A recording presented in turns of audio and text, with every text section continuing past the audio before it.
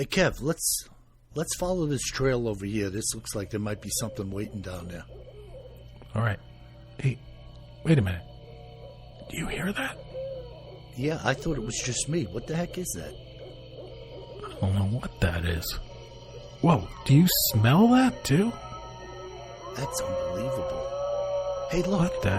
Hey, look, those branches are moving over there. What the heck is that? Holy cow, is that what I think it is? Look at that thing. Oh my God. It's a freaking Sasquatch.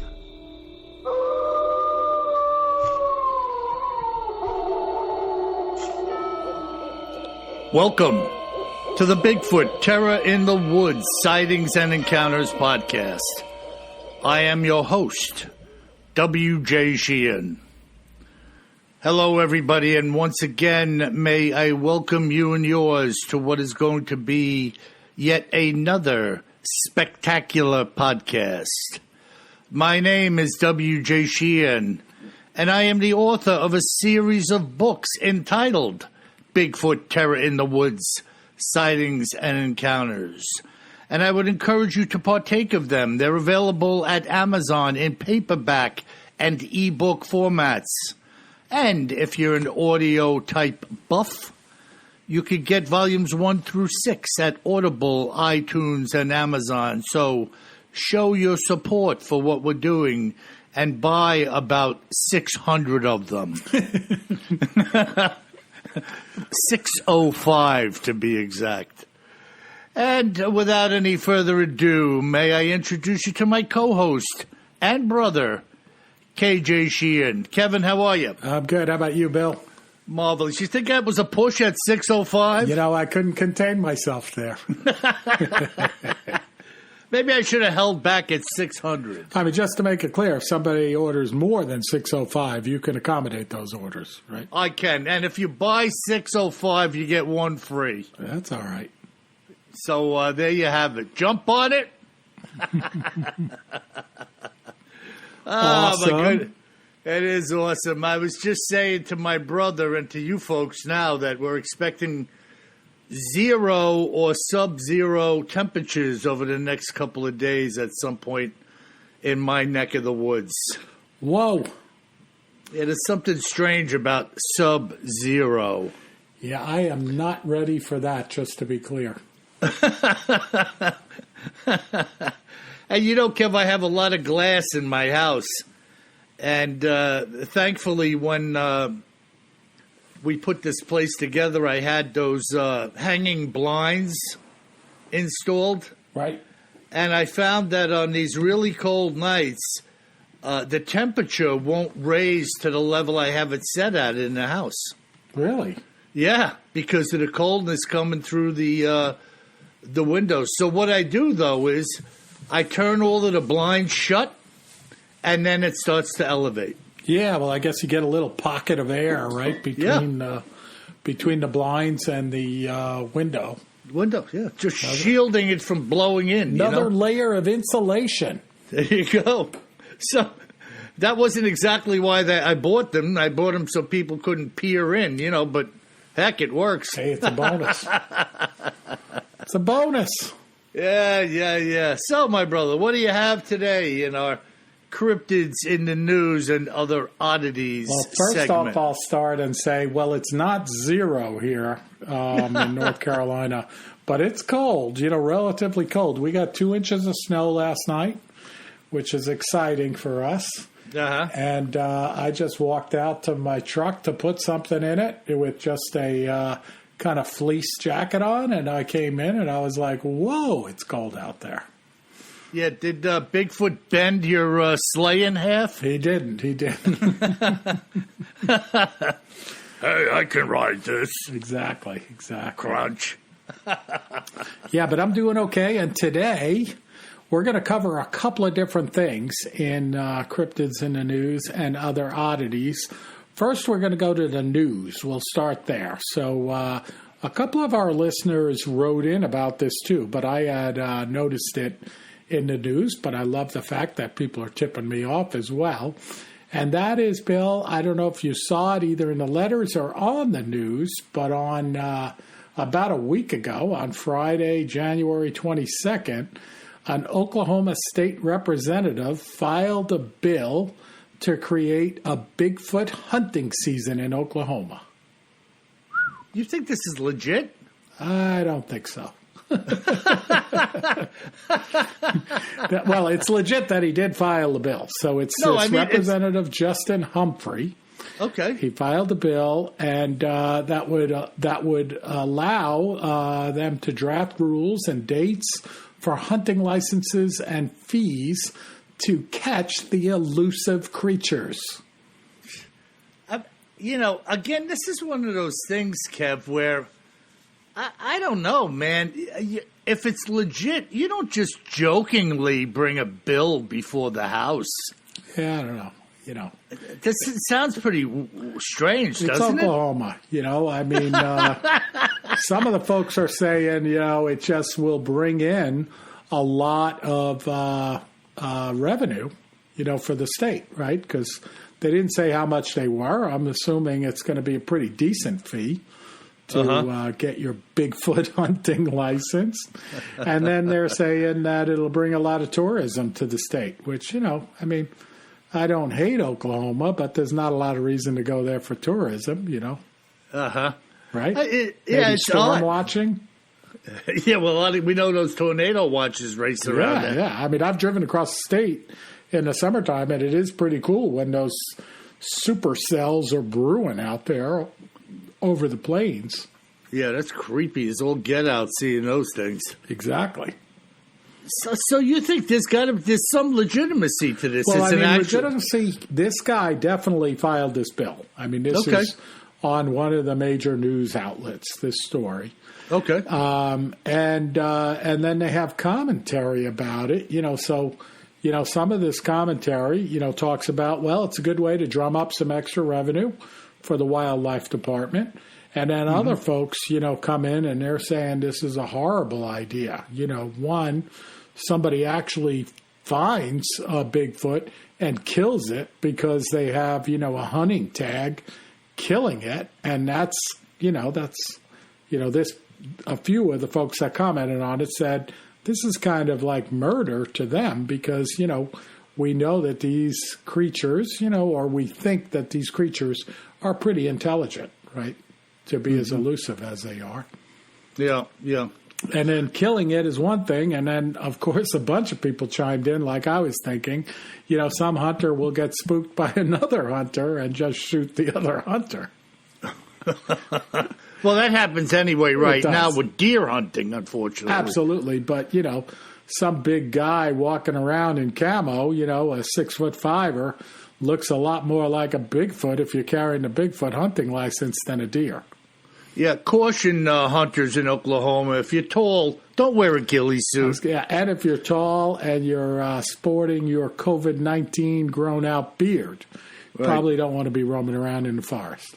Right, and if it's not your habit to shower frequently, you may want to stay home. Well, I tell you what, obviously, Kev, there's a couple of sides to this fence, kill, no kill. But the idea that they're drumming this up, I tell you what, if somebody produces one in open season, that's going to be a heck of a day. I mean, whether you like it or not, a joke or no joke, if somebody produces a Bigfoot in Oklahoma with a tag on it, that's going to be a heck of a day. No doubt about that. I mean, my feeling. I'm not out to shoot these things, unless one tries to get the jump on me. But I don't even hunt, so I'm not hunting deer, and I have nothing against it, believe me. But I don't hunt anything, deer, elk, rabbits, crows, whatever you're shooting. I really don't shoot anything unless it's inanimate.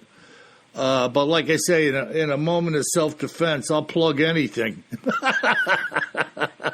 I think you might shoot some squirrels, too. I'm just saying. Only if I'm hungry. Especially when they're poaching the bird feeder. Yeah, well, you little nasty squirrel. Would you be fooling with me now? Exactly. That's something. Yeah, so we got that story in the news, which is a little lighthearted, and now we're going to go into the dark and creepy and not a lot of humor, honestly. So I apologize. I'm usually good for a good laugh, but it's hard to laugh about this creep fest. Okay, well, we don't necessarily have to laugh all the time. That is correct.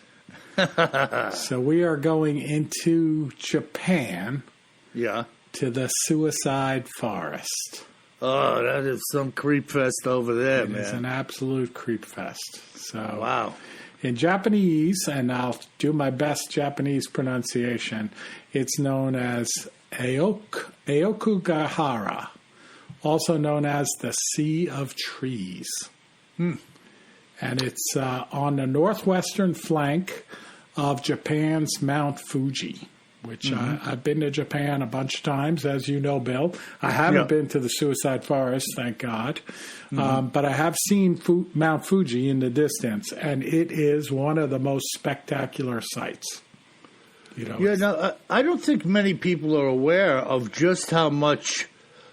I know me personally, before I knew any better, if I thought of Japan, I thought of an overcrowded city like Tokyo with multi-story buildings and people packed in like sardines. But Japan has a tremendous amount of beautiful wilderness.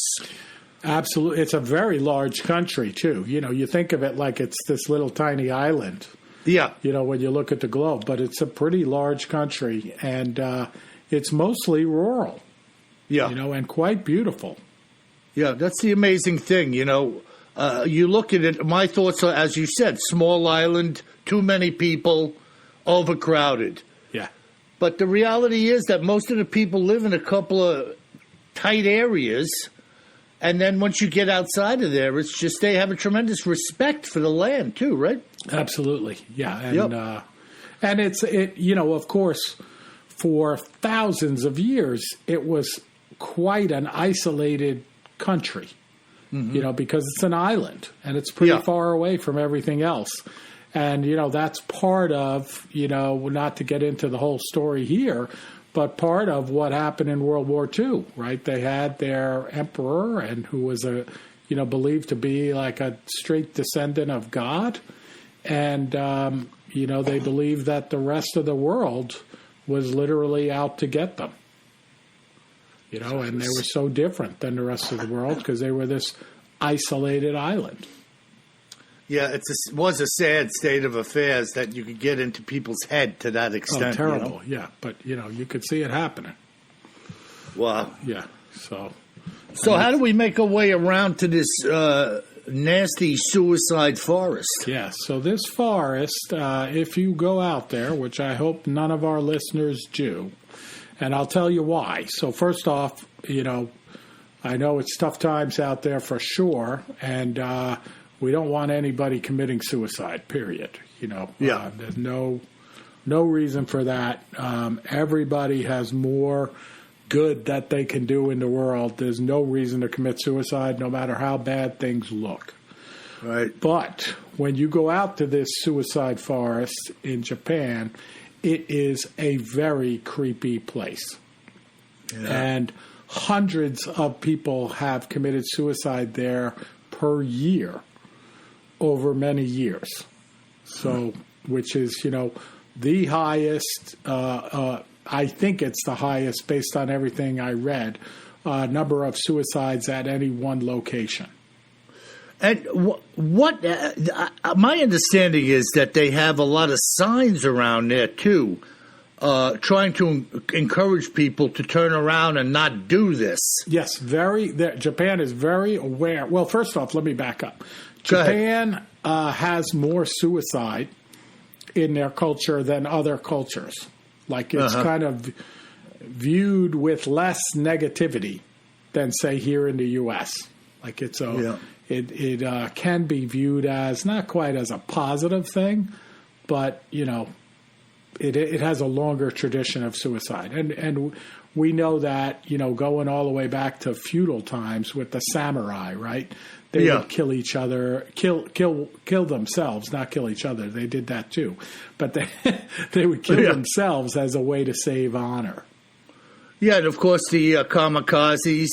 Yeah, we're convinced that if they killed themselves, it was an honorable way to go for their families and their survivors.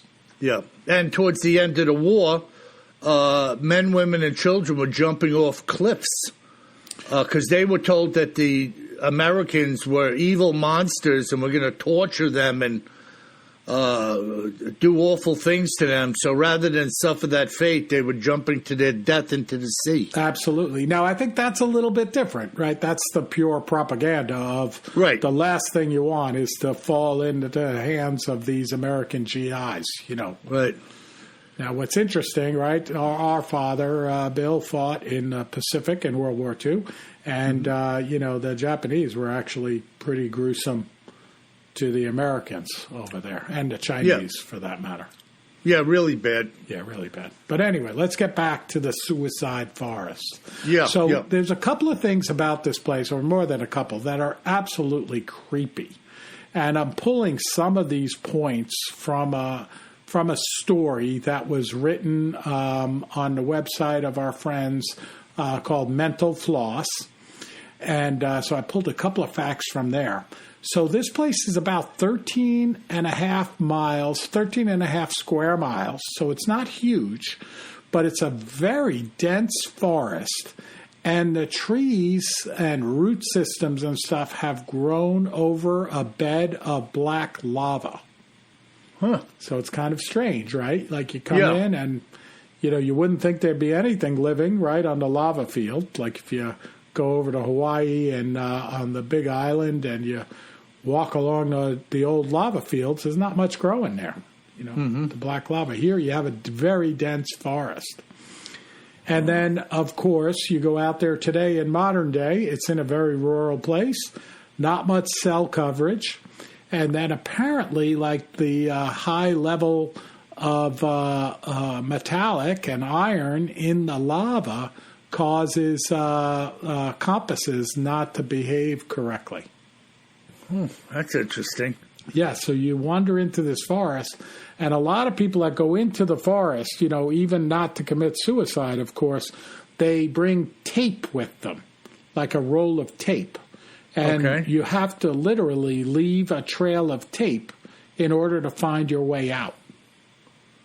Wow, that's a strange freaking place, huh? Yeah, like super, super creepy, right? It's like people get disoriented or lost or turned around in so there. Dense, you can't see, your compass doesn't work, your phone doesn't work, and then it's, it's also rumored to be a haunted place. And this gets really creepy, okay? All right. Are you ready? I'm ready. Lay it on me. So, going back in time in this forest, there is rumored to be a tradition of ubasute, which is a brutal form of euthanasia that translates roughly to, like, you have an old ancestor that like an old grandmother or something like that, and it's desperate times in old-time Japan. You don't have enough food, so you would bring, your old grandmother out to the forest and abandon them. What? Yeah. Oh, man. Again, not enough food for the family, so you bring the elderly out to the forest and leave them there. And they end up dying of dehydration, starvation, or exposure. And these people are aware of what's going on when they're left there. They are, as long as their brain is still with them, Yeah. So then, the one of the reasons why people think the forest is haunted is some believe that these ghosts, or they're called yurei, are the ghosts of these abandoned ubasut. So they're there in the forest. Of course, they're kind of upset, right, and vengeful because of what happened to them and the awful way that they died. and then they stay there and they torment visitors and lure them who are sad and down and vulnerable into killing themselves. How many of these people do we estimate, or how many of these Ubasut do we believe had their lives there's basically no sign of that, and it's kind of a legend, but in our world, Bill, with this legend, it probably happened. Yeah, like where there's smoke, there's fire. Exactly. What a freaking creepy thing, man. Pretty, pretty awful. Yeah. And then, so this place is so dense and so easy to get lost. They say that, if you go there, and people do go there to see the forest and not to kill themselves, right? You can imagine that. Right. And even people that want to go and look into the jaws of hell, they're tempted to go see the goat man or see the suicide forest, try to lure them out to get a good look at these evil spirits. They go there and they say that, like, if you wander off of any of the paths, it's very likely you discover some gruesome findings, like abandoned personal effects, human bones, other remains of people that killed themselves. Boy, oh boy, oh boy. Yeah. What a freaking house of horrors in the woods. No doubt about it. Wow. And then they have searches there every year, annual searches, since around 1970. Okay, so 50 years. They go out and volunteer. Now, they're not really looking for people, but they're looking for the remains of people. Mm-hmm. Again, so many people kill themselves, And they say by the early 2000s, 70 to 100 bodies were uncovered each year in the forest by these searchers. Well, I would imagine there are families that are wondering where their loved one is. Yeah. And so this became a way, even for the police department, to close out a couple of cases if they find these people in this nasty wilderness area, Yep, exactly. What a freaking creep. You want to talk about, man, I know people like to think, everything's wrong with this and that in our country, but, man, we got it pretty good over here. And we got it really good over here.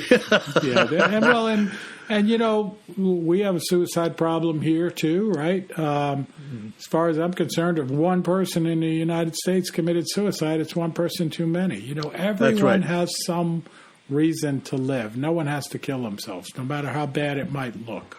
That's right. Absolutely and there is help right. available all the time.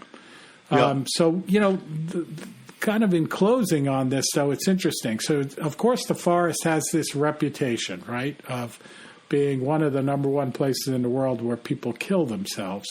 But it's also, the place is just a creep fest. They say that the way the trees grow on this bed of lava, they kind of twist and turn, and their roots, of course, wind across the forest floor in treacherous threads. So picture you walking through here. It's dark. The forest itself is at the base of a mountain, so the ground is very uneven. Yeah. And then the trees are so dense, and the roots are growing across the surface of the lava. It's very easy to trip and fall. And then apparently there's hundreds of caves there too.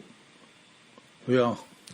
Well, when lava fields are formed, these magma pathways eventually dry up, right? There's no more magma moving through them.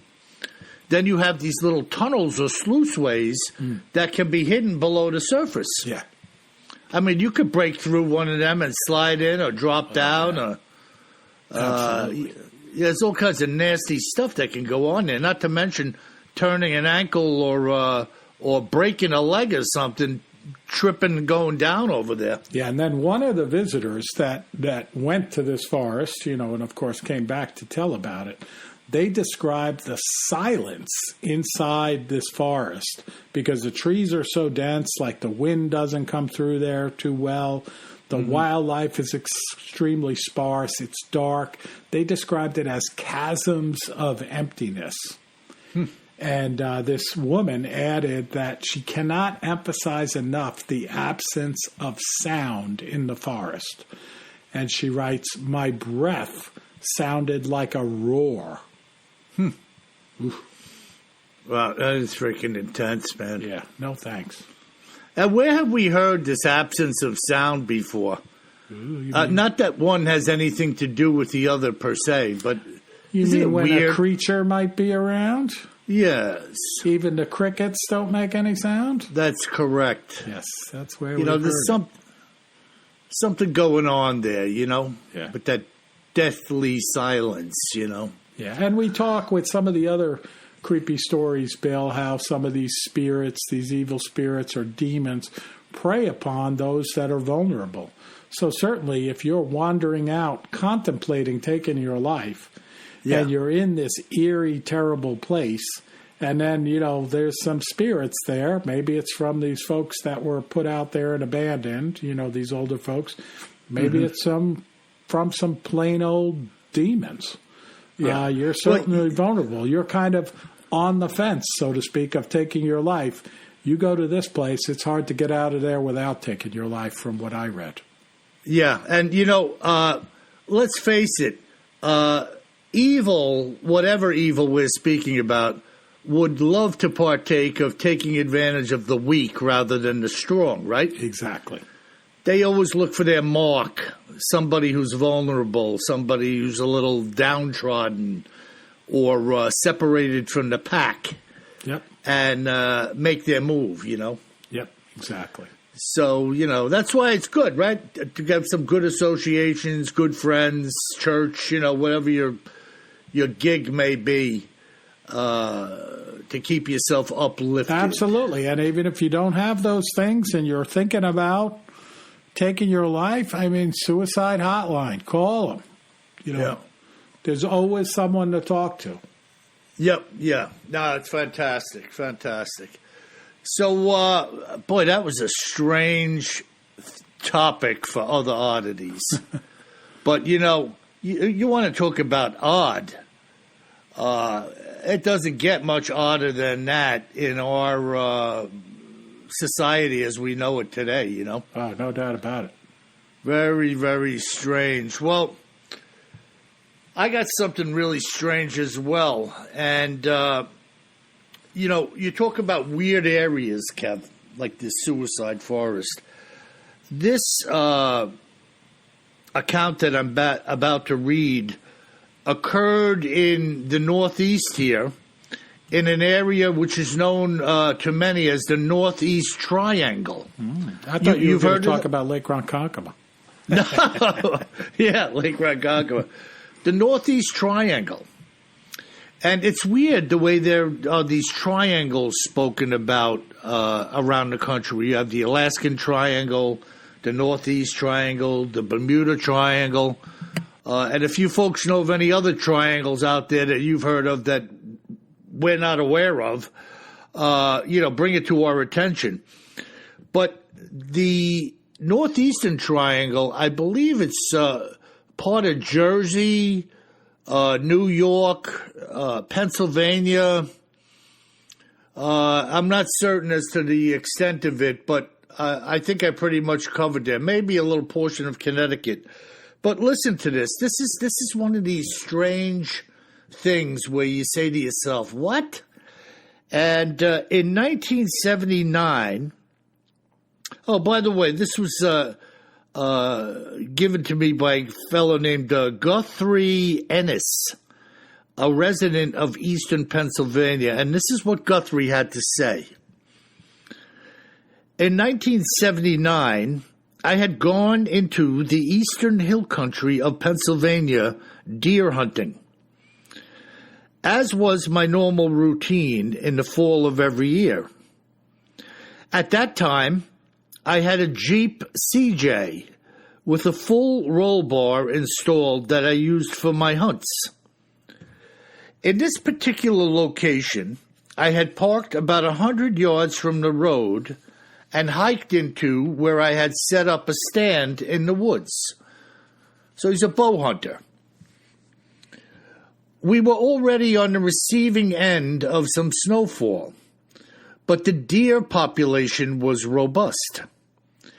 And so, on my very first morning, on the first day of the season, I had tagged a buck and left the woods. 4 days later, on a Wednesday, I returned to the same area and parked in the same location as I had on Saturday. There was a light snowfall coming down as I entered the woods about 30 minutes before sunrise. I hiked in and climbed up into the stand in the hope of getting another buck. I sat there for about an hour, having seen nothing as of yet. Suddenly I heard something behind me that sounded like a car hitting a tree, but more quietly than a high-speed crash. Visualize yourself clipping a tree while backing into your driveway at night and smashing your taillight in the process. It was more like a crunch than a loud impact, if you understand what I'm saying. This sound had come from behind me, which was the direction I had hiked in from, as well as where I had parked the CJ. The area I was hunting in was private land, owned by a fellow I knew from work whose family owned it, and there was no one else but me in there that day. The road that I had come in on was old, rutted blacktop for the first quarter mile or so, and then it became nothing more than dirt. Fire trail of sorts for the entire stretch leading, became nothing more than a dirt fire trail of sorts for the entire stretch leading up to where I had parked. So it was a blacktop street kind of breaking up into what became like a dirt fire trail, he's describing it as. So, hearing this noise was very strange in regards to believing it was a vehicle crunching into a tree, with the only vehicle being mine, and it was parked in an opening on the shoulder of this trail. 2 hours had passed. I hadn't seen a deer, which was very odd for the area. So I climbed down out of the stand.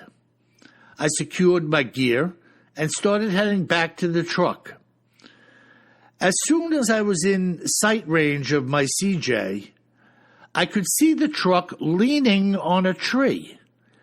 2 of its wheels were in the air, and part of its roof was up against a large tree that was next to it.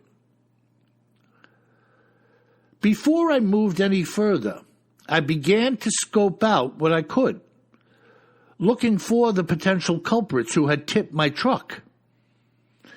Seeing nobody, I walked out to the truck. If the tree hadn't been there next to it, it would have been on its side, but the tree was holding it up at about the halfway point. The side of the hardtop was crushed in, and the window had popped out of its frame and smashed, which must have been what I had heard even at a couple of 100 yards distance. Putting my gear down, I leveraged my body against the truck's roof, and it flipped back down to the upright position. I walked around the truck to see what, if anything else, had been damaged. It was then, as I looked down on the ground on the driver's side, that I saw large footprints in the snow along the side of the truck, as well as prints both coming to and leading away from the truck across the trail. They were huge, bare feet, similar to a human's, only wider and longer, with the toes being very fat and wide.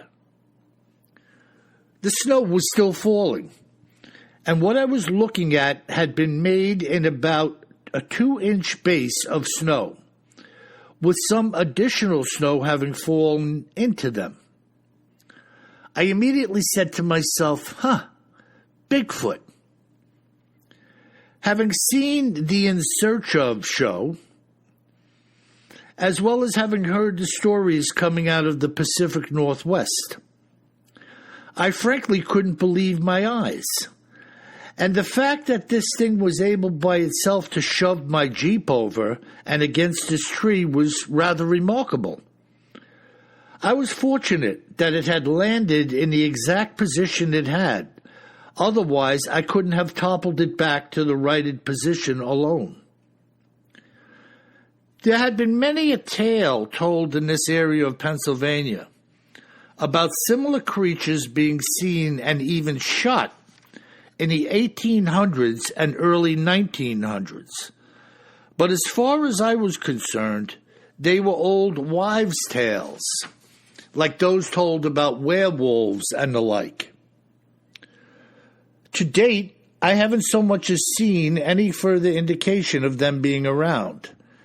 And although I don't hunt anymore, being too old to do so, I know many others who do, none of whom have stated seeing the creature in the state.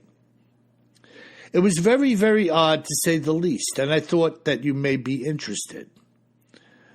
Well, Guthrie, I am interested, and so are my listeners. And folks, if you have an encounter, please do reach out to me and my brother at BigfootTerrorInTheWoods.com.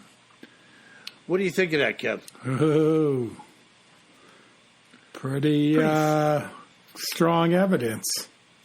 Pretty funky, you know? Yeah.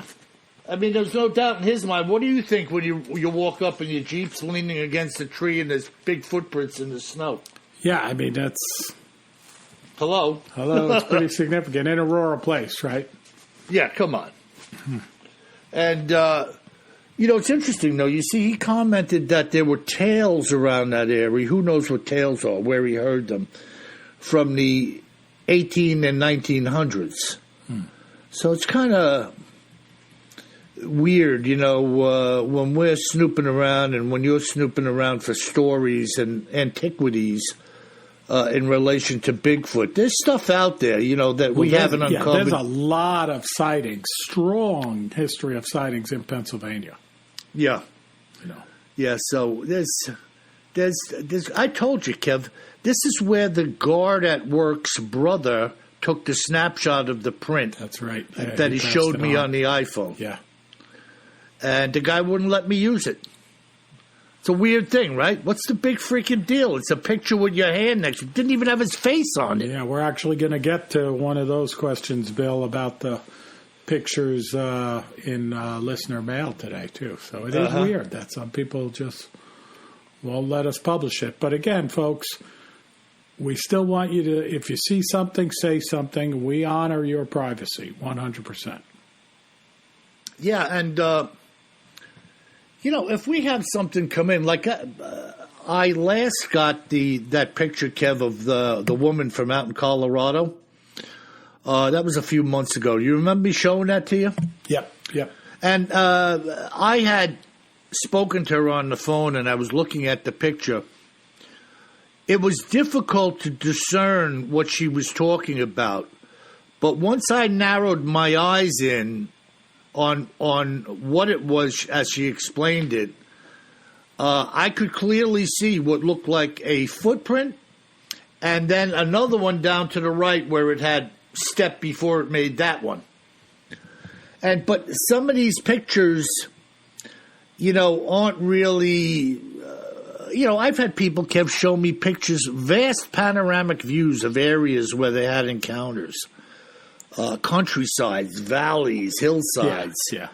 But as far as being worth anything to the viewer, well, they're nice to look at, but you'd be like, what's that, Yeah, well, and a lot of these, Bill, today, they're taken with a mobile phone. And the mobile phone does a beautiful job. If it's taking a picture of a person, taking a picture of a landscape, a sunset, sunrise. I mean, phenomenal job. But when you take a picture of the ground, it's not giving you much depth, depth perception related to like where the edge of the footprint is, where the depression is and stuff like that, right? I mean, it's what you're seeing with your eye, and then you take a picture of it, the picture clearly is not as good in that kind of a setting. Whereas if you take a picture of a person, sunset, sunrise, landscape, looks just as good as if you were looking at it with your eye.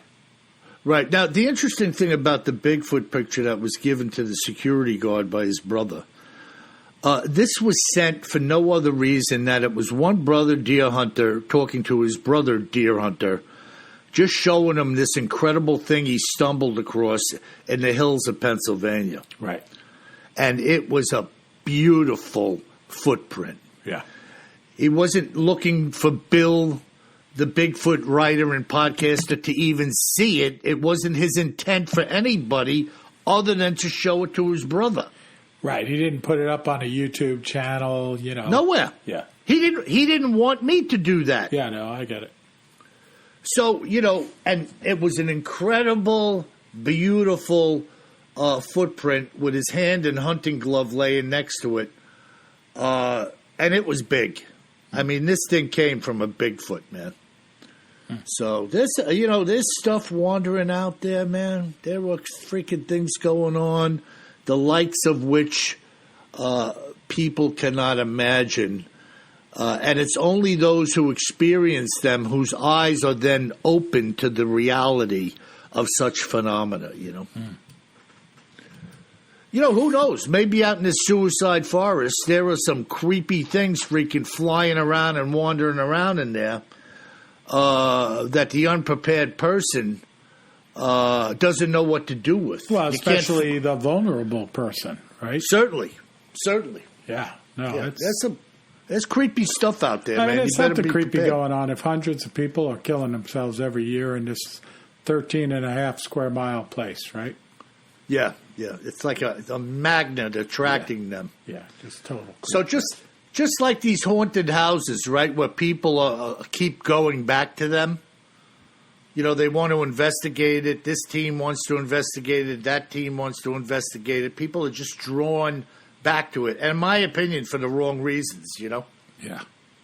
So some people are drawn back to it. Yeah, not me.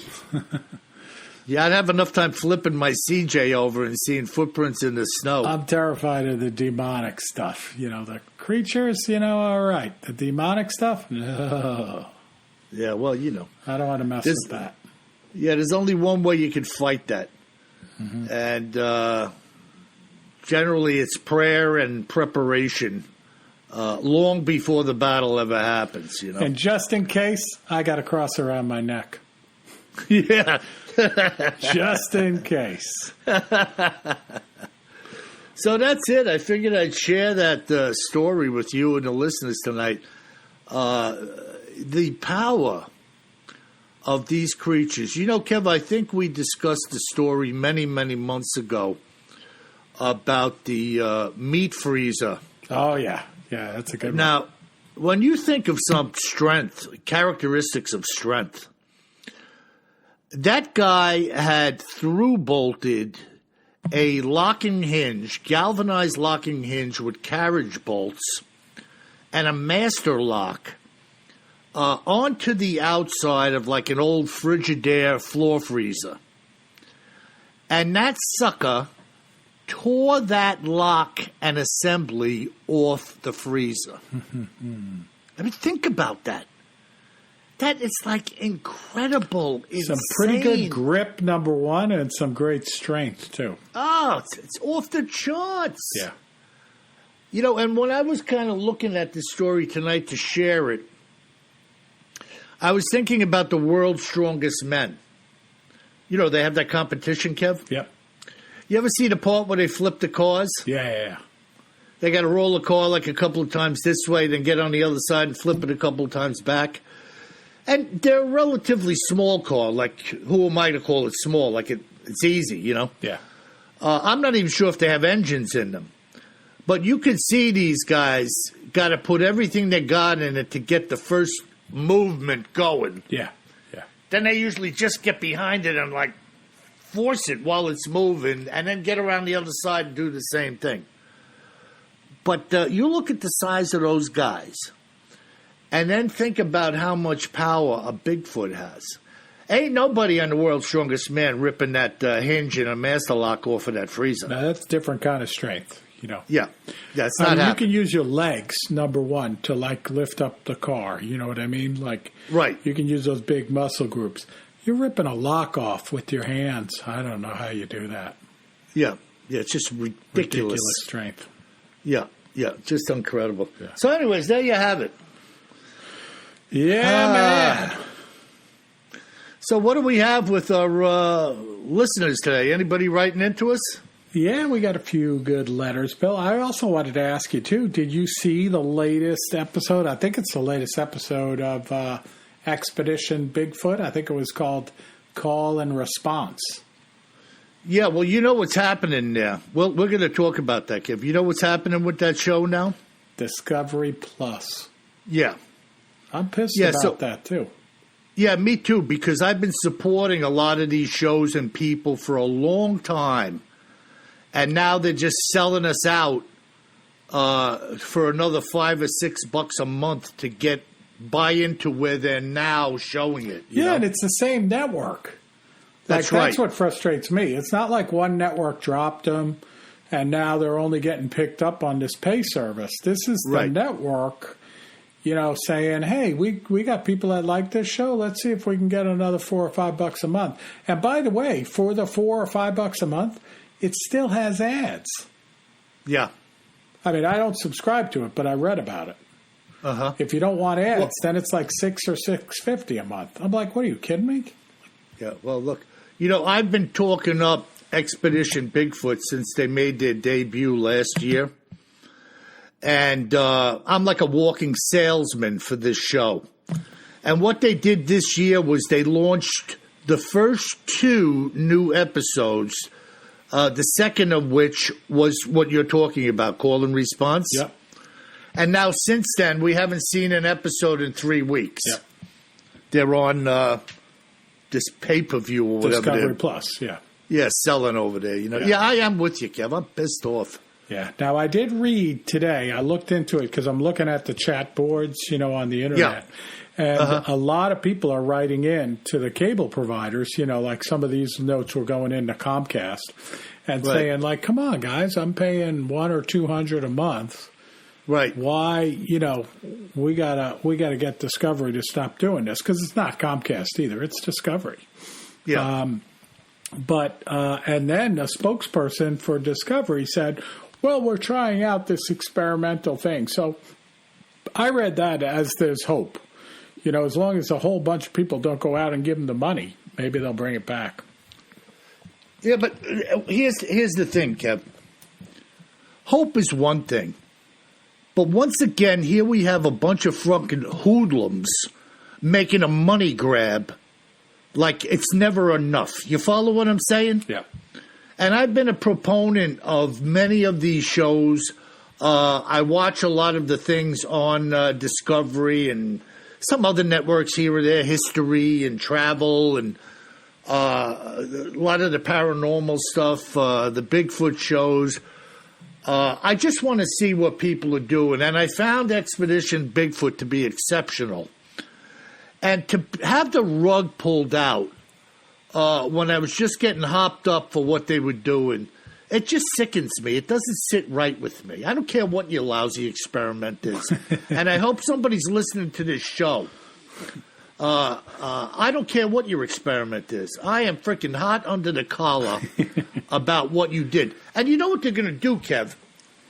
They're going to hold out. They're going to make us wait months and months and months before we will catch up with the feed, you know, the end of next summer or something. Yeah. We'll see the rest of the show that we could have been watching now and we're hoping to watch now. So they did it. They did it in a conniving kind of way. They gave you a little bait, right? The first couple of episodes and the call and response. Yeah. And then they left you hanging. Well, folks, I did not mean to set my brother off like this. But let's talk about it. Obviously, you saw it. What is your opinion about that? I loved the show. I thought it was great. Yeah. I mean, I loved how, like, they just kind of feel like they're being stalked. And playing the sound this season, more so than last season, I was blown away by the response, right? Like, the first time they played the sounds from that area, recordings of what were unknown sounds, I thought it was super cool how you heard the coyotes chiming in. Yeah. Yeah. And nothing else. And then they played it again. And then they heard the same, not the same like an echo. I kind of expected to hear an echo. But it was a different sound, but in the same family, so to speak. Yeah, and loud. Super loud. And they were, you could tell they were agape and in surprise around it. Now, you remember last year, Dr. Maria Mayor was using those sensors, those Army sensors, for detecting where, like, a gunshot would come from or cannon fire. Yep.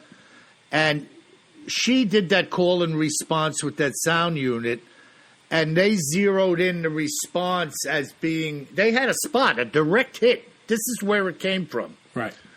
And that was, that was like, woo.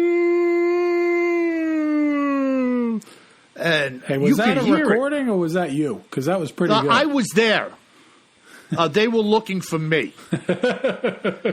I was up there picnicking with some other Bigfoot, and I was disturbed when they sounded off one of my relatives talking. Because that sounds a lot like it. Again, that sounds a lot like the recording. Yeah. That's because it's not fake. It's really me.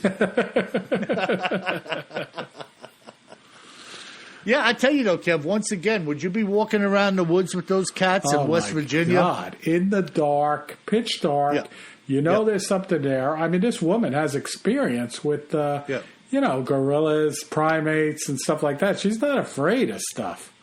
Yeah, and I don't know what that's all about. I don't know. Something's going on here. Yeah. All right, let's go to listener mail now that I got you all keyed up. So our first...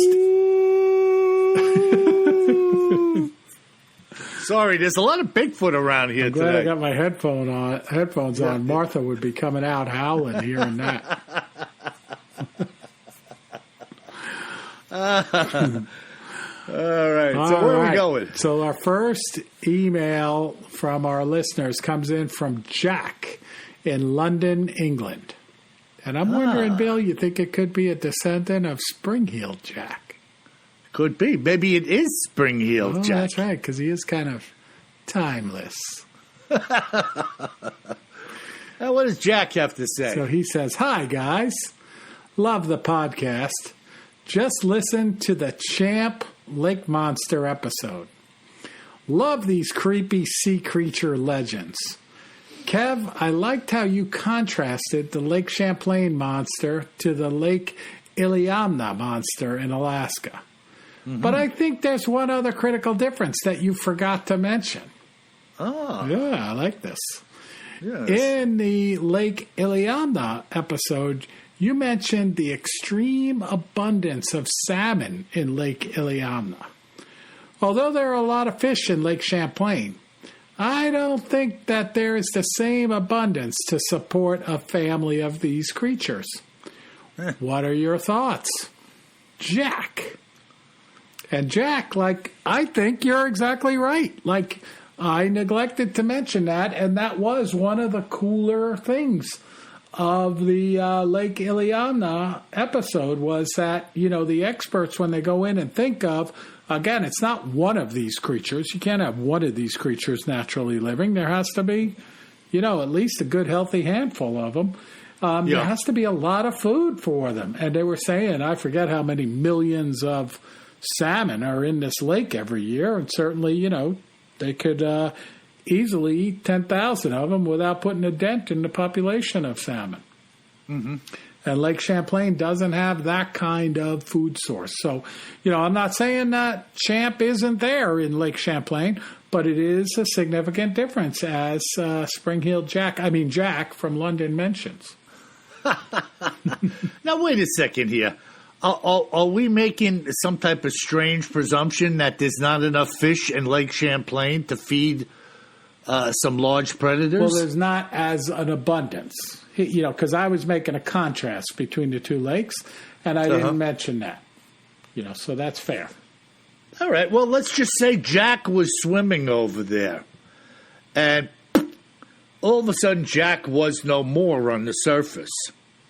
That would make up for a couple of 100 pounds of salmon. I know, but you're talking about Spring Heel Jack here. Like, I think he's got a couple of more tricks up his sleeve, even for a plesiosaur.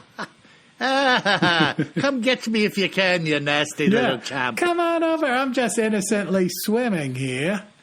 Boing!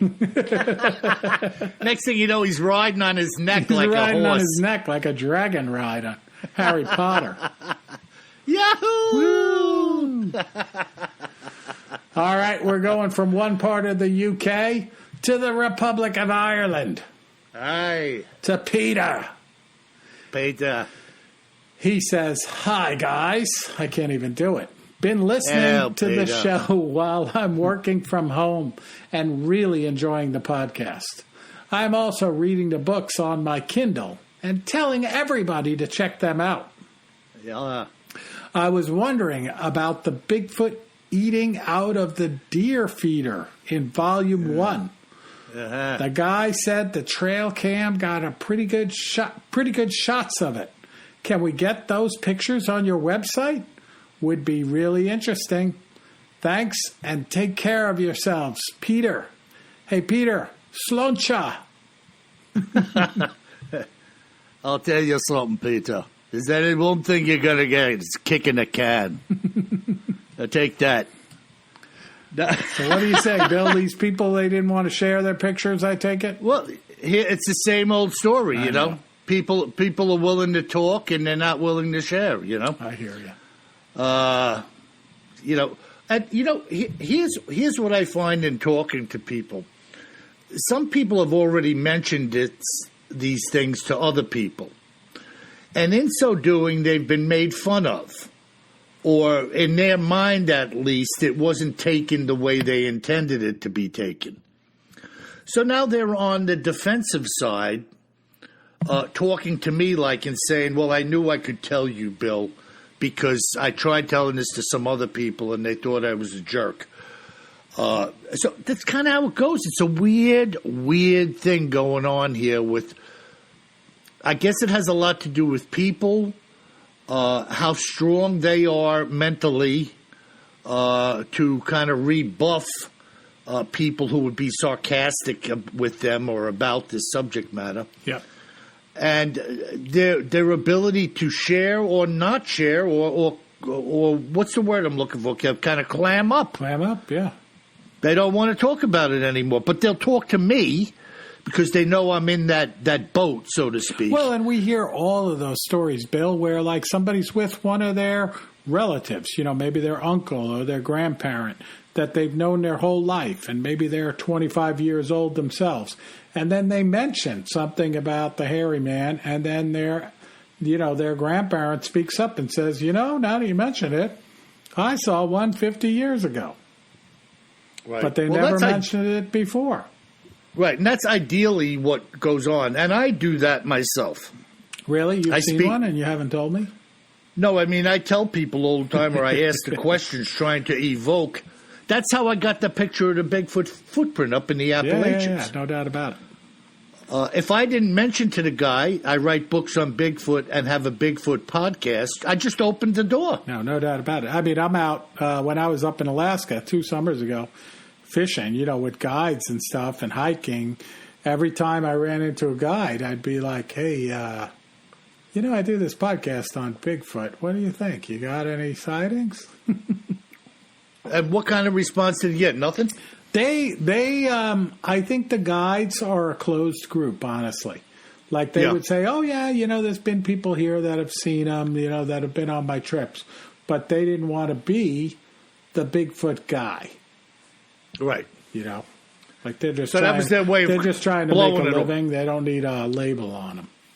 Right. They were just kind of blowing it off, like Yeah. being nice to you in a roundabout exactly, kind of because way. they're working for their tips. You know, I Right, mean, right. that's what I mean. They don't want to be that guy, you know, so to speak. Right. Right. All right, Yeah. Bill, our last letter comes in from Ty in Tennessee. And he says, the Tennessee superfan returns.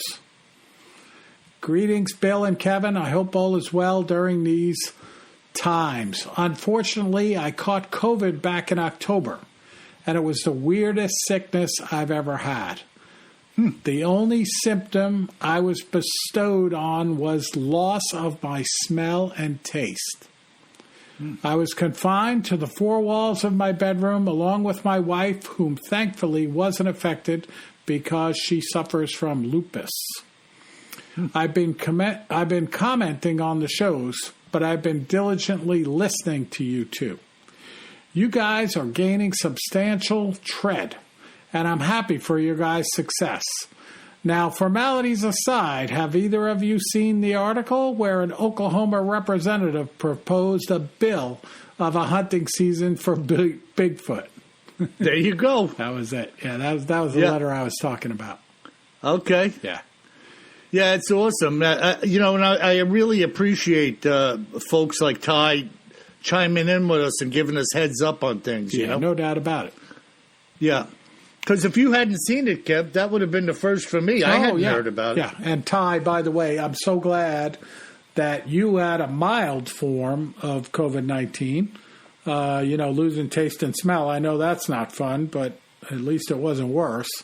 And I'm extra glad that your wife, you know, who's immunocompromised, didn't catch the bug. Yeah, good for her and good for you. And by the way, that's good that that's all that happened to you, Ty, because some people grow big feet and have a hankering for fresh deer meat. So I'm glad that didn't happen to you. That's the COVID-20, Bill. as